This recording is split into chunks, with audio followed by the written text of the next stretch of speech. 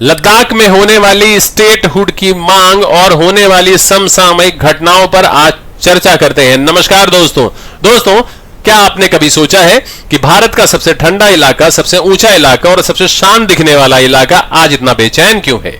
लद्दाख, वो जमीन जो भारत की सीमाओं की रक्षा करती है, आज खुद अपने अधिकारों की रक्षा के लिए सड़क पर उतर आई है। यह कहानी सिर्फ एक आंदोलन की नहीं, यह कहानी है पहचान की, आवाज की और समान अधिकार की।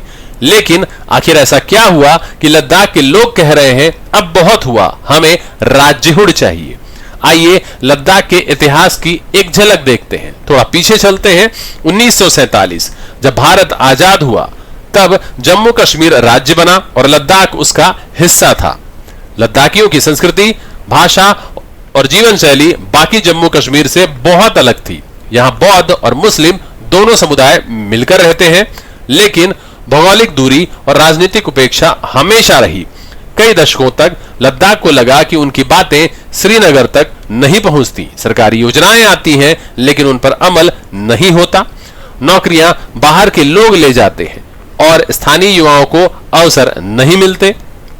2011 में पहली बार स्थानीय नेताओं ने राज्यहुड की मांग की, लेकिन मामला ठंडा पड़ गया। फिर आया 2019 जब अनुच्छेद 370 हटाया गया। सरकार ने कहा अब जम्मू कश्मीर और लद्दाख अलग होंगे। लद्दाख बना यूनियन टेरिटरी, यानी केंद्र के अधीन क्षेत्र। लोग खुश हुए कि अब उनकी सीधी पहुंच दिल्ली तक होगी, लेकिन जल्द ही उन्हें महसूस हुआ कि बिना विधानसभा के, बिना चुनी हुई सरकार के उनकी आवाज फिर भी कहीं खो गई है।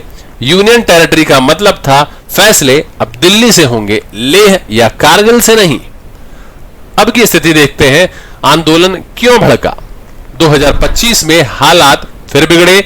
स्थानीय लोगों का कहना था कि अब तक 6 साल बीत गए, न तो लोकल जॉब्स है, न कोई इलेक्टेड गवर्नमेंट बनी और बाहरी कंपनियां लद्दाख में प्रोजेक्ट शुरू कर रही हैं बिना लोकल कंसेंट के, चाहे वो सोलार एनर्जी प्रोजेक्ट हो या सड़कों का निर्माण।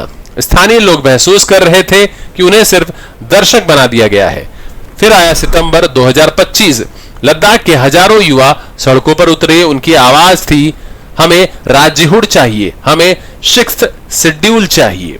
प्रदर्शन बढ़े, पुलिस से झड़प हुई और 24 सितंबर को 4 लोगों की मौत हुई, 70 से ज्यादा लोग घायल हुए।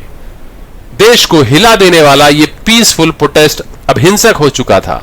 सरकार ने कई नेताओं को हिरासत में लिया, जिनमें पर्यावरण कार्यकर्ता सोनम वांगचुक भी शामिल थे। अब सवाल था, क्या सरकार सुनेगी या आंदोलन और तेज होगा?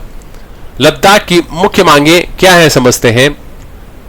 पहला, पूर्ण राज्यहुड, मतलब लद्दाख को अब मुख्यमंत्री, अपनी विधानसभा और स्थानीय सरकार मिले ताकि फैसले दिल्ली नहीं लद्दाख में मिल जाएं। 6th शेड्यूल प्रोटेक्शन, यह संविधान का वो हिस्सा है जो उत्तर पूर्व के राज्यों में आदिवासी क्षेत्रों को विशेष अधिकार देता है। लद्दाख चाहता है उनकी जमीन, संस्कृति और संसाधन बाहरी कब्जे से सुरक्षित रहे। लोकल पब्लिक सर्विस कमीशन, ताकि नौकरियों में स्थानीय युवाओं को वरीयता मिले। 2 लोकसभा सीटें, अभी लद्दाख के पास सिर्फ 1 सीट है। लोगों का कहना है लेह और कारगिल दोनों का अलग प्रतिनिधित्व होना चाहिए। इन 4 मांगों को लद्दाख की पहचान, रोजगार और अधिकार तीनों छिपे हैं। क्यों यह आंदोलन जरूरी लगा? अब सवाल है, इतनी बड़ी लड़ाई क्यों आज के युवाओं को लगा कि उन्हें फिर से सड़कों पर उतरना पड़ा? क्योंकि उन्हें लगने लगा कि उनकी जमीन और संस्कृति खतरे में है। बड़ी बड़ी कंपनियां आई, प्रोजेक्ट शुरू हुए, लेकिन लोगों से पूछा तक नहीं गया। स्थानीय किसानों की जमीन अधिग्रहित की गई, नौकरियों में आउटसाइडर बढ़ने लगे और धीरे धीरे लोगों को लगा हम तो अपने ही घर में मेहमान बन गए हैं। सोचिए, अगर आपके इलाके में आपके बिना पूछे कोई फैसला हो जाए तो क्या आप चुप रहेंगे? फायदे और नुकसान समझते हैं। अब बात करते हैं, अगर लद्दाख को राज्यहुड मिल गया तो फायदे क्या होंगे और खतरे क्या हैं? फायदे, स्थानीय सरकार बनेगी, लोगों की आवाज सीधे सत्ता तक पहुंचेगी, नौकरियां बढ़ेंगी, लोकल इकोनॉमी मजबूत होगी, संस्कृति और पर्यावरण की रक्षा बेहतर तरीके से हो सकेगी। नुकसान क्या है? सीमावर्ती क्षेत्रों के कारण सुरक्षा जोखिम बढ़ सकता है। नया प्रशासनिक ढांचा बनाने में खर्च और समय लगेगा। जम्मू कश्मीर और केंद्र सरकार के साथ समन्वय मुश्किल हो सकता है। यानी रास्ता आसान नहीं है, लेकिन हर बड़े बदलाव से पहले यही सवाल उठता है, क्या हम डर के आगे बढ़ेंगे या अधिकारों के लिए खड़े होंगे? भविष्य के लिए रास्ते क्या विजन है, देखते हैं। अब सोचिए, अगर यह आंदोलन सफल हुआ तो क्या होगा? एक ऐसा लद्दाख बनेगा जो अपनी संस्कृति को बचाते हुए विकास की राह पर चलेगा। युवा खुद अपने इलाके का प्रशासन संभालेंगे। टूरिज्म, सोलार एनर्जी और एजुकेशन में नई क्रांति आ सकती है। लेकिन अगर सरकार ने बात नहीं सुनी तो आंदोलन और भड़क सकता है। लद्दाख की साख को नुकसान हो सकता है और चीन पाकिस्तान सीमा जैसे संवेदनशील इलाकों में तनाव भी बढ़ सकता है। इसलिए जरूरी है संवाद, समझदारी और संतुलन, क्योंकि लद्दाख का मुद्दा सिर्फ लद्दाख का नहीं, भारत की सीमाओं की सुरक्षा से भी जुड़ा है। एक विजनरी संदेश है जो ये है कि लद्दाख भारत का सिर है। अगर सिर बेचैन हो तो पूरा शरीर कैसे स्थिर रह सकता है? यह आंदोलन हमें याद दिलाता है कि लोकतंत्र सिर्फ वोट देने तक सीमित नहीं है, यह अपने अधिकारों के लिए आवाज उठाने की हिम्मत भी है। सरकार को चाहिए वह लद्दाख की जनता को खुला संवाद करे और लोगों को चाहिए वे आंदोलन को शांतिपूर्ण रखें, क्योंकि दोनों का मकसद एक ही है, एक बेहतर, सशक्त और सुरक्षित लद्दाख।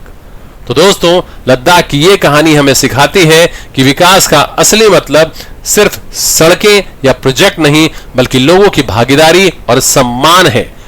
तो हर कोने की आवाज सुननी होगी अगर भारत को मजबूत बनाना है। और आज वो आवाज लद्दाख से उठ रही है। लद्दाख सिर्फ पहाड़ नहीं, वो भारत का दिल है और उसकी धड़कन आवाज कह रही है, हमें भी बोलने दो, हमें भी जीने दो, हमें भी पहचान दो। तो जय हिंद दोस्तों। इसके आगे मैं आपको यूपीएससी से रिलेटेड एक्सपेक्टेड क्वेश्चन दूंगा, उसको जरूर देखिएगा। जय हिंद।